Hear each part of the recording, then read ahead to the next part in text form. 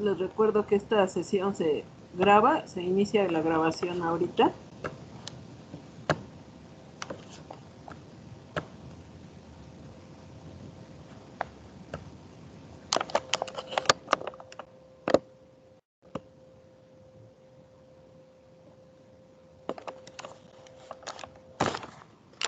¿Cómo les fue de puente, chicos?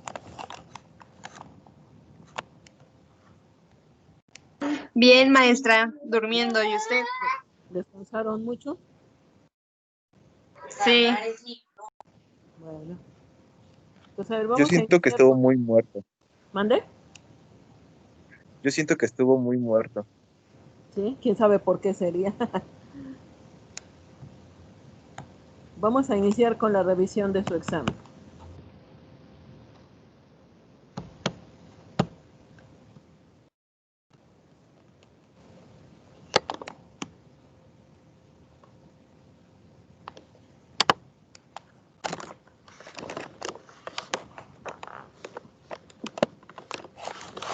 Entonces, recuerden que no todos tuvieron las mismas preguntas, que las preguntas varían de un examen a otro. Los voy a leer todas las posibles preguntas que hubo en el examen. Si tienen alguna duda, me dicen. Nada más que necesito la participación de todos, por favor. La primera pregunta dice, ¿se considera aquella persona que se encuentra en el rango de edad entre los 20 años a los 59? La definición corresponde a... Adulto. No. Adulto. Más. Adulto joven. Es adulto porque es hasta los 59. Acuérdense que el adulto joven era hasta los 35. Entonces la definición de 20 a 59 años era adulto, adulto mayor era de más de 60 y el adulto joven era hasta 35 años. ¿Sí? ¿Estamos de acuerdo? Sí. Sí. Bueno, la siguiente pregunta ya la contestamos, dice que es las personas de los 18 a los 35 años, de acuerdo a la OMS, y dijimos que era adulto, ¿qué? Joven. Adulto joven. Y si se acuerdan, todas estas definiciones estaban en las diapositivas que yo les di. Después viene una pregunta que causó mucho controversia. El crecimiento, desarrollo y la multiplicación de manera de... ¿Mande? ¿Está proyectando? Es que yo no veo nada. No, no estamos proyectando. Ah, perfecto, gracias. Estoy leyendo el examen. ¿Quieren que se los proyecte? Pero son puras hojas. No, así está bien. Y además les estoy No, sí leyendo está bien, gracias. las preguntas. Dice, el crecimiento, desarrollo y la multiplicación de manera desordenada y sin control de las células del cuello uterino se le conoce como... Cáncer cervical. Y las opciones eran cáncer cervical, cáncer de ovario, cáncer mamario y cáncer uterino. La respuesta era cáncer cervical. ¿Por qué no cáncer uterino? Porque nos está especificando que son del cuello uterino en la definición. El cáncer uterino se le conoce como cáncer endometrial. Acuérdense que el útero se divide en cervix o cuello y todo lo demás del útero. Cuando hablamos de cáncer uterino, y lo pueden buscar ustedes la definición, el cáncer uterino es el cáncer endometrial. Y además, esta definición estaba en las diapositivas que revisamos en clase. Si ustedes las checaron, de ahí tal y como están los textos de ahí, de hecho yo copio textos de ahí para hacer el examen. Sin embargo, muchos me dijeron que estaba confusa la pregunta, pero les digo, si ustedes revisaron sus diapositivas, estaban tal y como está escrito aquí. Así Pero no era de acuerdo a la OMS, a la norma. No dice de aquí de acuerdo a la OMS. De hecho, es lo mismo. La definición de cuello, aquí especifica en la definición del cuello del útero. ¿Sí? ¿Ya lo checaron ahí? Aparte también venía en el quiz esta pregunta. Sí, es lo que yo les decía ese día cuando me dijeron que estaba confusa. Yo les dije, después del quiz Yo les pregunté, ¿hubo dificultad con las preguntas? ¿Tienen alguna duda? Y todo el mundo me dijo que las preguntas habían estado bien, que habían estado claras, que no había dudas. Entonces, pues no sé por qué del quiz al examen cambió tanto el concepto de ustedes.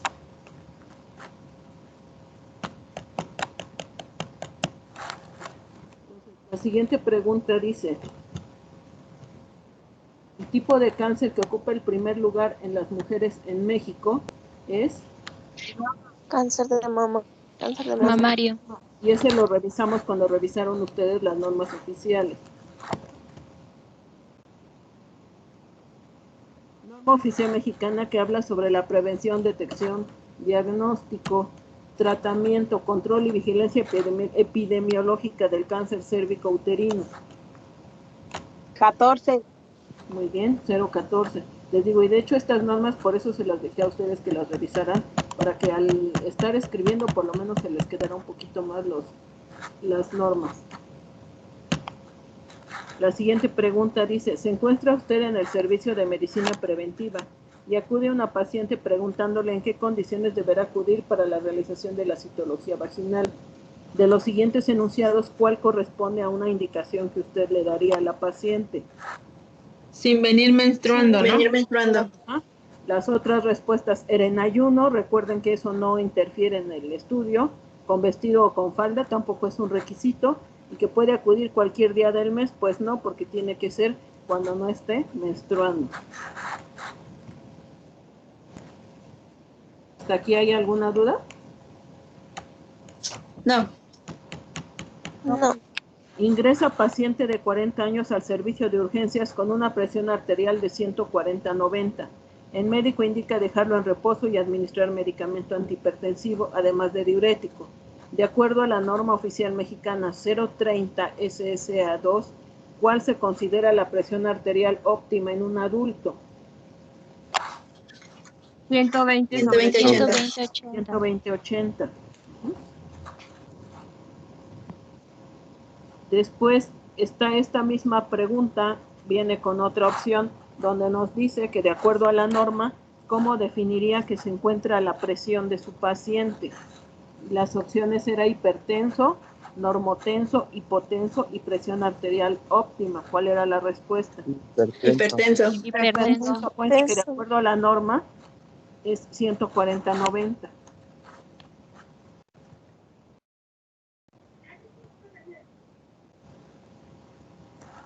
Después, la siguiente pregunta es sobre la mastografía, que también venía en el quiz. Paciente femenina de 40 años que se encuentra en la sala de espera de la clínica médica y le pregunta a usted si ya puede realizarse la mastografía. De acuerdo con la norma oficial mexicana 041, ¿a qué edad le diría usted que debe iniciar a realizarse la mastografía? A los 40. A partir de 40 años.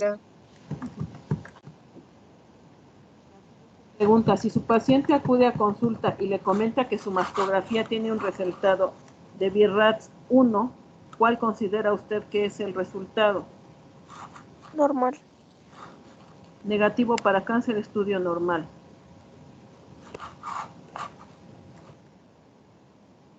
Negativo para acá. Ajá, o estudio normal. Venía en la misma respuesta, negativo para cáncer, estudio normal. Y también esta venía en el quiz.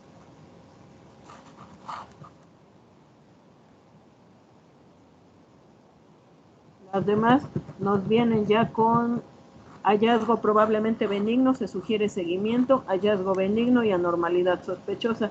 Recuerden que cuando es el BIRATS 1 es negativo para cáncer o estudio normal. La siguiente pregunta, ¿cuál es la definición de adulto mayor en México? Todo individuo mayor de 60 años. Muy bien. La otra decía adultos de 25 a 59, ya vimos que esa es de adulto. Adultos de más de 80, no, porque es desde los 60. Y individuos que cuenten con más de 65, tampoco. Entonces recuerden que la respuesta es en México. A todo individuo de más de 60 años está catalogado como adulto mayor. Después, ¿cuál es la principal causa de mortalidad en el adulto mayor? Cardiopatía isquémica. Ajá, cardiopatías isquémicas. Acuérdense que mortalidad es de qué mueren los adultos mayores y morbilidad es de qué se enferman, porque luego ahí creo que se confundieron algunos. Después en las diapositivas que les di sobre adulto mayor, les anexé ahí mismo cómo la OMS clasifica al adulto mayor. La OMS dice que después de 60 años todos son adultos mayores, pero hace una subdivisión donde nos dice, y la pregunta dice que a los de más de 90 años, ¿cómo los clasifica la OMS? No sé si revisaron esta diapositiva. Sí. ¿Como grandes qué? Longevos. Grandes viejos. Grandes longevos. Ajá. Después viene otra pregunta parecida del señor Raúl, que tiene 80 años, y nos dice que de acuerdo a la OMS, ¿a qué grupo pertenece el señor Raúl? Y era de viejos o ancianos. ¿Se acuerdan que después de los 60 ya hace clasificaciones? ¿Sí?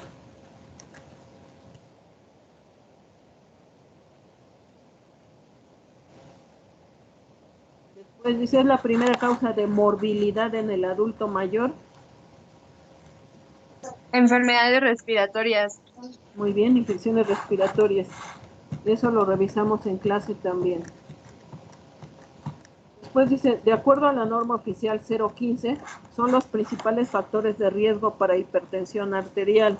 Las opciones eran sobrepeso y obesidad, nivel educativo y nivel económico, edad y escolaridad, tabaquismo y nivel social. Sobrepeso y obesidad. Muy bien, sobrepeso y obesidad. El nivel educativo no influye para la hipertensión, ni el nivel económico. La edad pudiera ser, sin embargo, la escolaridad no. El tabaquismo puede ser, pero el nivel social no. Entonces, por lo tanto, la única que tenía las dos opciones correctas era sobrepeso y obesidad. Otra pregunta que también me dijeron que estaba muy confusa.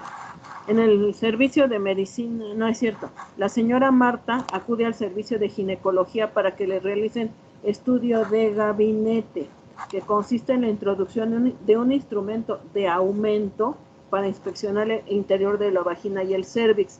Se utiliza para detectar virus del papiloma humano. ¿Qué nombre tiene este estudio? Colposcopía. Colposcopía. Porque estamos diciendo estudio de gabinete. ¿Cuáles son los estudios de gabinete, chicos? Los que tienen que ver con imágenes. Los que tienen que ver con imágenes, como son colposcopías, ultrasonidos, tomografías, resonancias, todos esos son de gabinete. Si yo les hubiera dicho de laboratorio, ahí sí hubieran sido la citología vaginal, pero además dije de aumento y estoy diciendo que se introduce un instrumento. Entonces, pues la respuesta correcta era colposcopía.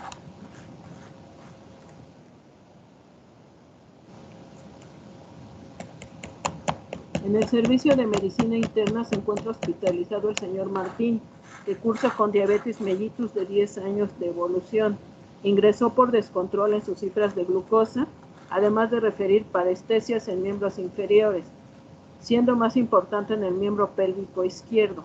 Para poder valorar adecuadamente la sensibilidad de su paciente, ¿qué técnica será la más adecuada?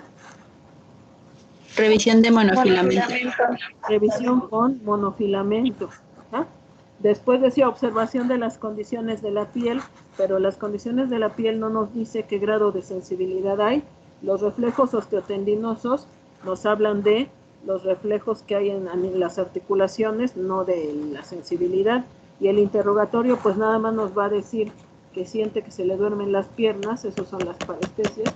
Sin embargo, la respuesta correcta era revisión con monofilamento. Y esta pregunta se repitió. Primer causa de morbilidad en el adulto mayor, que ya dijimos.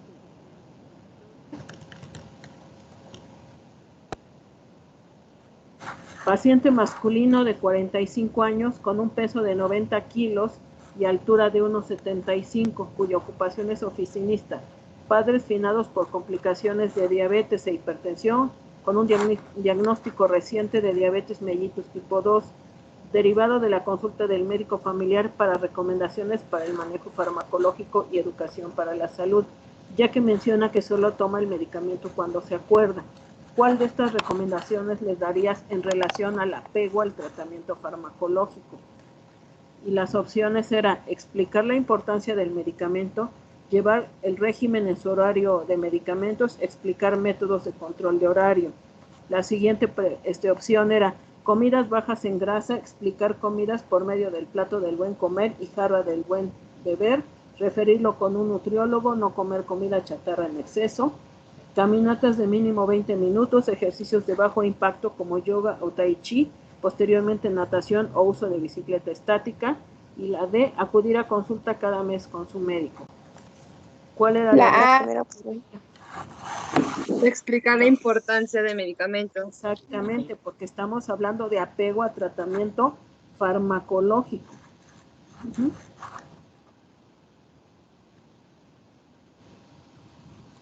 Después, la primer causa de muerte en población adulta joven corresponde a Accidentes. Accidentes.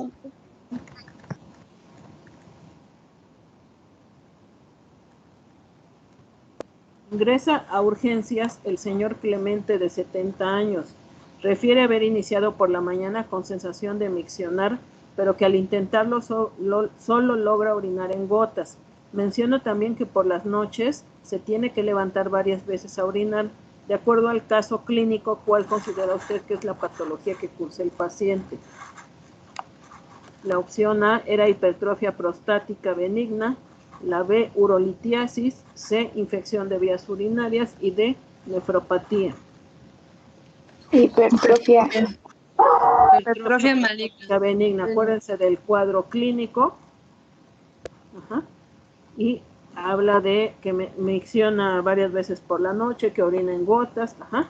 Además no refiere tener dolor, ni ardor, ni nada que nos haga pensar en una infección de vías urinarias.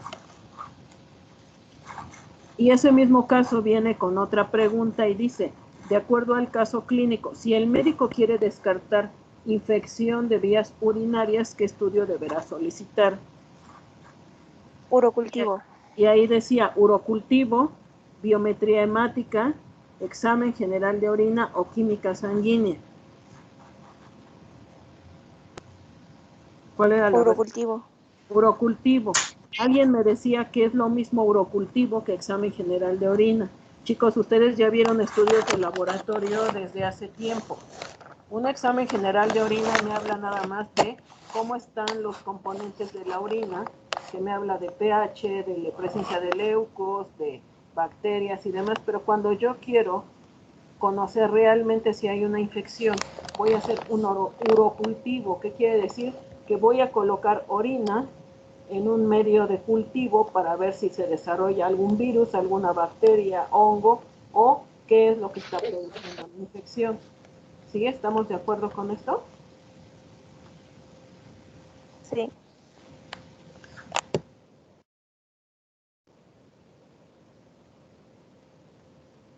Después el mismo caso de don Clemente, que ya dijimos que tiene hipertrofia prostática, y les puse yo, de acuerdo a la guía de práctica clínica, ¿cuál sería el estudio de gabinete para diagnosticar hipertrofia prostática? Las probables respuestas eran ultrasonido prostático, antígeno prostático, tacto rectal y antígeno prostático indirecto. De estos, ¿cuál es Ultrasonido prostático. Ultrasonido prostático. Y hubo quien me dijo, no, es que es tacto rectal. El tacto rectal no es un estudio de gabinete, chicos. Eso es parte de una exploración. Ajá. Y antígeno prostático y antígeno prostático indirecto son estudios de laboratorio que toman una muestra sanguínea. ¿Sí? ¿Queda claro esto?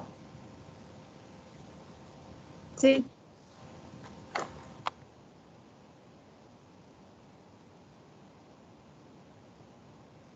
La siguiente es, en el servicio de medicina interna se encuentra la señora Patricia con diagnóstico de hipertensión arterial.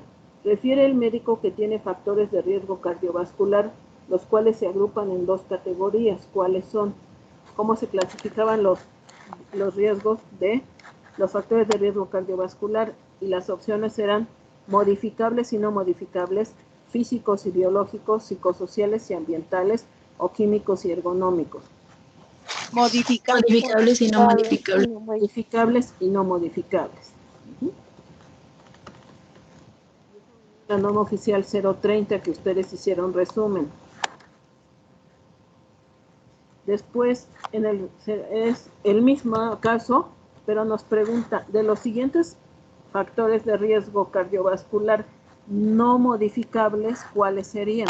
Y las opciones eran edad y sexo, alimentación y ejercicio, tabaquismo y vida sedentaria, peso y grado de obesidad. De estos, ¿cuál no podemos modificar? Edad y sexo. Edad y Edad y sexo. sexo. Todo lo demás podemos modificar la alimentación, el ejercicio, dejar el tabaquismo, modificar peso, el grado de obesidad. Todo se puede modificar menos la edad y sexo. Esa era la respuesta correcta.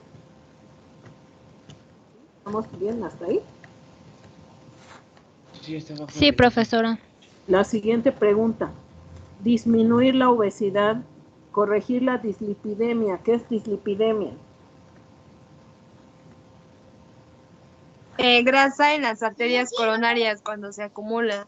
No nada más en las coronarias, a nivel de todo el cuerpo hay exceso de todo el colesterol y triglicéridos. Entonces dice, disminuir la obesidad, corregir la dislipidemia, modificar las dietas inapropiadas, disminuir el sedentarismo y el tabaquismo son acciones de limitación del daño, promoción a la salud, diagnóstico precoz y tratamiento oportuno o rehabilitación. Muchos me pusieron diagnóstico. No es diagnóstico si yo disminuyo la obesidad, si corrijo la dislipidemia, si modifico la dieta. Eso es limitación del daño. ¿Sí? Ya mi paciente ya tiene todos los problemas porque ya está obeso, ya tiene problema de grasas, no come bien, no hace ejercicio, fuma. Entonces, eso no es promoción de la salud, ni es forma de diagnosticar al paciente, ni es rehabilitación, es limitar el daño. Ya tiene toda su patología, pero ahora lo que quiero es que no se complique tanto. ¿Sí? ¿Queda comprendido esto? Sí, maestra. Sí, maestra. La siguiente pregunta. Cantidad de personas que son consideradas enfermos o víctimas de enfermedad en un espacio y tiempo determinado. Y las opciones eran morbilidad, mortalidad, prevalencia o incidencia. Morbilidad. Recuerden que mortalidad nos habla de muertos y aquí nos habla de enfermos. Y de hecho, estas definiciones, cuando ustedes hicieron las primeras causas de morbilidad y eso en el adulto, también ustedes las habían identificado. Es un factor de riesgo no modificable para la hipertrofia prostática, edad, nivel socioeconómico, alimentación o ambiente laboral. Edad. Los demás se pueden modificar, la edad no se puede cambiar. Al crecimiento de la glándula de la próstata a partir de la hiperplasia progresiva de sus células y estromas se le conoce como Hiperplasia prostática benigna. hiperplasia prostática benigna.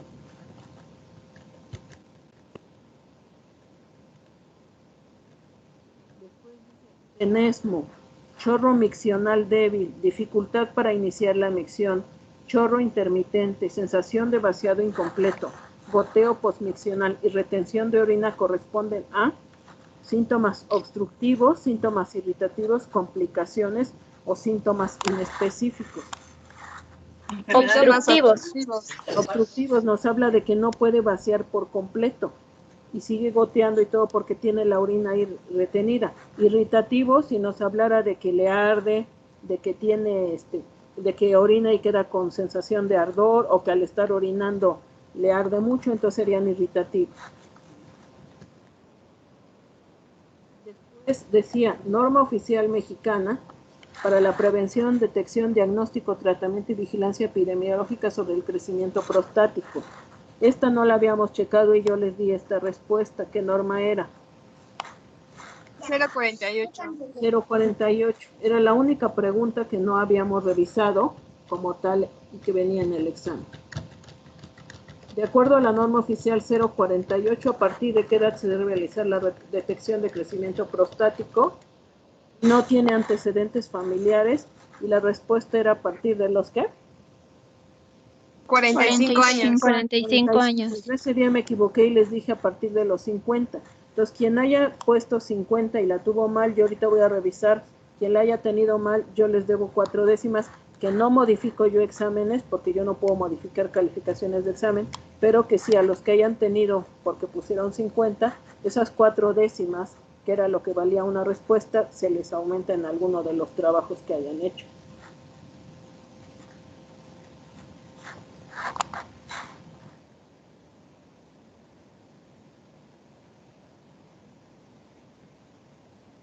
La consulta externa llega a paciente femenino de 50 años de edad, diabética, desde hace 5 años y le solicita si le realiza una glicemia capilar, la cual tiene como resultado 150 miligramos sobre decilitro.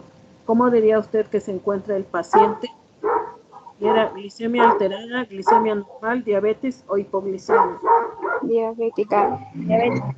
Es una glicemia alterada. Acuérdense que con un solo resultado de glucosa, y más si es capilar, no puedo decir que ya es diabético mi paciente. Recuérdense cómo decía la norma para el diagnóstico de la diabetes. Esa me la Miss, pero esa me la puso en el examen. No les Yo le puso. puse que esa pregunta que usted dijo, Ajá. la puso mal el examen, porque yo le puse Ya lo glicemia vimos eso con alterada. ya se checó eso con la plataforma y ya se corrigió. Entonces, Ok. a quienes había puesto mal, los que habían puesto alterada y se las había puesto mal, ya corrigieron la plataforma y ya está correcta su respuesta. Ok, gracias, Miss. De nada. De acuerdo a la norma oficial 014, es un factor de riesgo para cáncer cérvico-uterino. Las opciones eran inicio de relaciones sexuales antes de los 18, uso de metodología anticonceptiva, no tener relaciones sexuales y multiparidad. La Inicio de relaciones sexuales antes de los 18. Después, de acuerdo a la norma oficial mexicana 014 SSA 2, el NIC 3 corresponde a... La opción era displasia grave, displasia leve, displasia moderada o cáncer. Displasia grave. Displasia grave. Recuerden la norma, les digo, ustedes hicieron resumen de esta norma.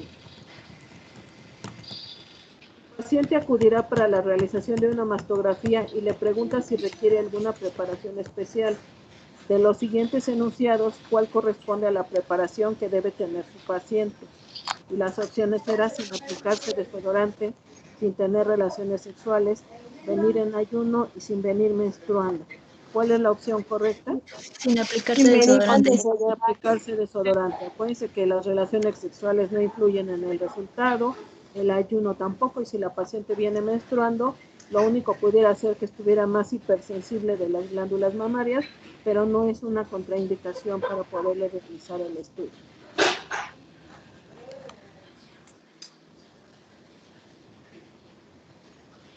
En urgencias, paciente con cifras de tensión arterial de 160 a 100, de acuerdo a la norma oficial mexicana 030, ¿cómo clasificaría las cifras de presión de su paciente?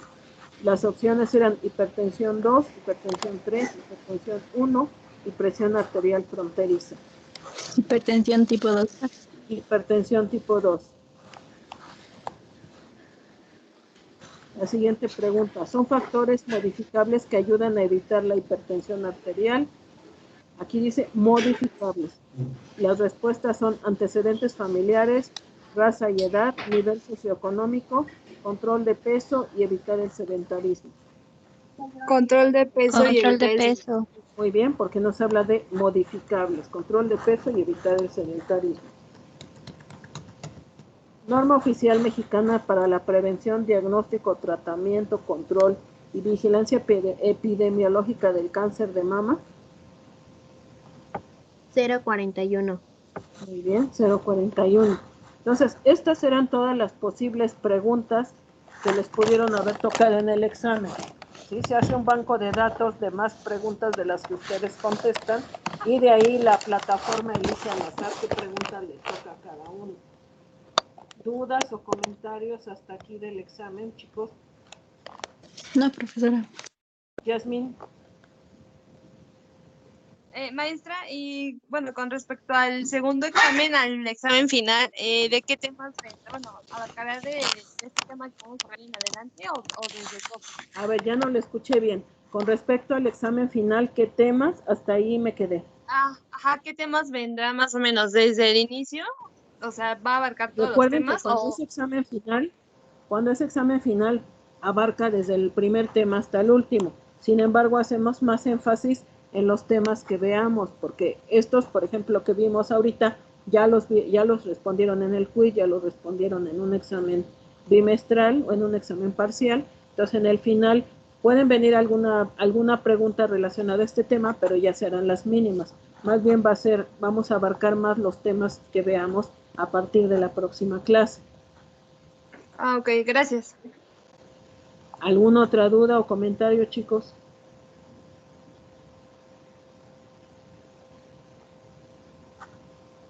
No, mis. Hoy? No, profesora. ¿No? ¿Nada? ¿Todo bien? Sí, todo bien. ¿Habrá Después del o puente ya no? vienen con menos ganas de hablar.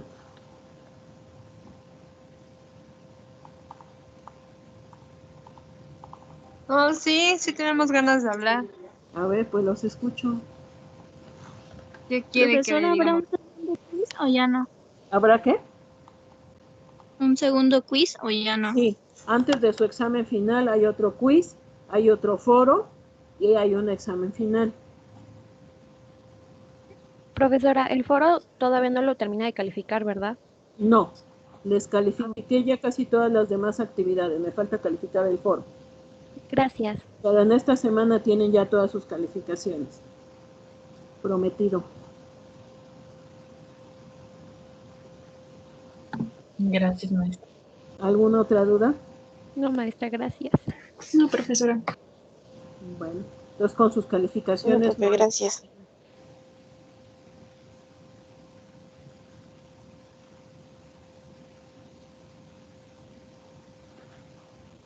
Bueno, esta sesión nada más era para revisión de examen, entonces si ya no tienen dudas ni comentarios,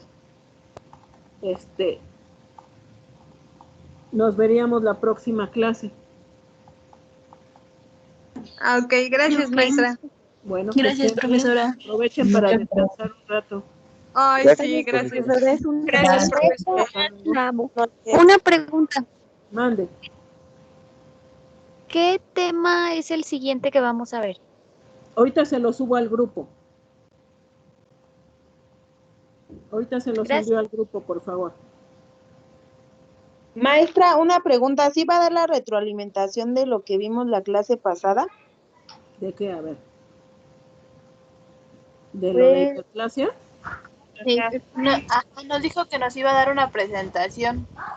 Sí, la clase que entra iniciamos con eso y ya les dejo la presentación en la plataforma y empezaríamos con un nuevo tema. De hecho, lo de hipertrofia lo vamos a ver muy rápido porque ya lo revisaron todos ustedes, entonces nada más es para puntualizar algunos datos y que no queden dudas al aire.